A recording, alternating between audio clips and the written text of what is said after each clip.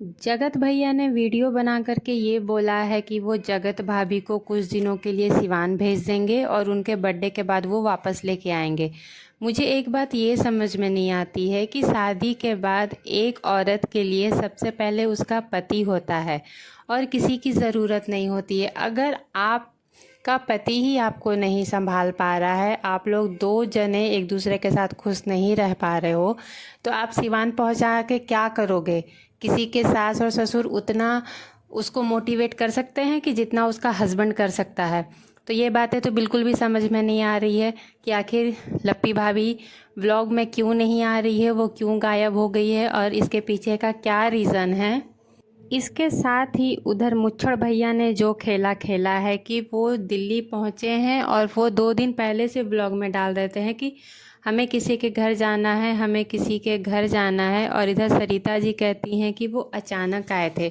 अगर आपके घर कोई अचानक आएगा तो आप इतने फूलों से किसी का स्वागत कर पाओगे? आपके घर में इतनी व्यवस्था रहती है हर टाइम कि इतनी खुशी जो दिख रही थी वो अचानक वाली थी। और मुच्छड़ भैया का इसमें से बस सीधा सीधा ये रास्ता था, कहना था कि हम बस उनके थ्रू घुसना चाहते हैं।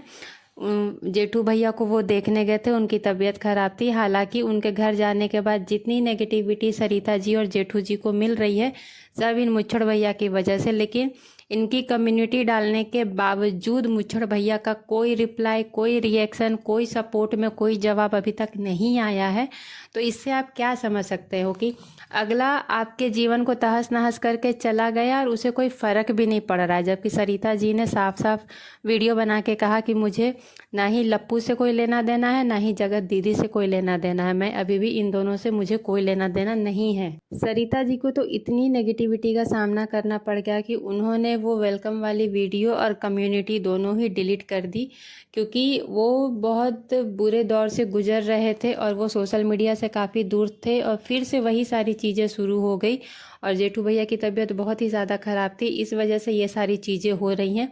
इधर लप्पी नहीं आ रही है व्लॉग में, उसका कोई लेना देना नहीं है। तो आप सोच सकते हैं, बहुत सारे रिएक्शन से ये बातें भी पता चली है कि उसे मारा पीटा गया है। तो इस पे आप यकीन कर सकते हो, क्योंकि ये बातें पहले भी उठ चुकी है कि लप्पू भैया अपनी सास और साली पे भी हाथ उठाते हैं। तो जब वो अपने इन लॉज पे हाथ उठा सकते हैं तो वो अपनी वाइफ पे क्यों नहीं हाथ उठा सकते? बेशक वो ऐसा कर सकते हैं। और रिसेंटली ये सारी चीज़ें नेहा के मतलब जगत दीदी के बर्थडे के इर्द गिर्द ये सारी चीज़ें शुरू हुई है और फिर से वही कंट्रोवर्सी रिपीट की जा रही है जो 1 साल हो चुकी है।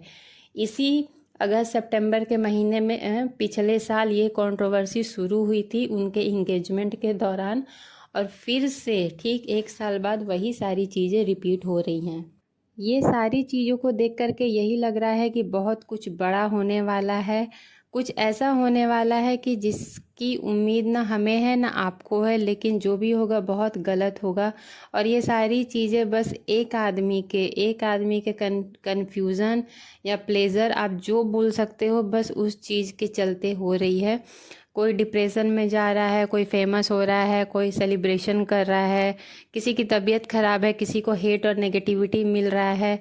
मतलब फिर से वही सारी चीज़ें हो रही हैं रिपीट, जो कि ये लोग जानबूझ के कर रहे हैं। अब व्यूज़ के लिए कर रहे हैं, किस लिए कर रहे हैं पता नहीं, लेकिन फिर भी सारी चीज़ें फिर से रिपीट हो रही है। इधर लप्पू के माँ और बहन का अभी भी सेम रिएक्शन है जो लास्ट टाइम लप्पी जगत दीदी के एंगेजमेंट के टाइम में लप्पू ने एडमिट हुआ था और ये सारी औरतें झूठ बोल रही थी कि नहीं वो ठीक है, वो इधर है उधर है, तो व्लॉग में नहीं आ रहा है।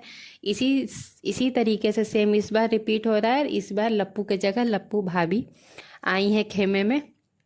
तो उन्होंने क्या गलत कदम उठाया है, क्या किया है, ये सब तो अभी खुल के सामने नहीं आया है, लेकिन देखिए आगे वीडियो में बने रहिएगा।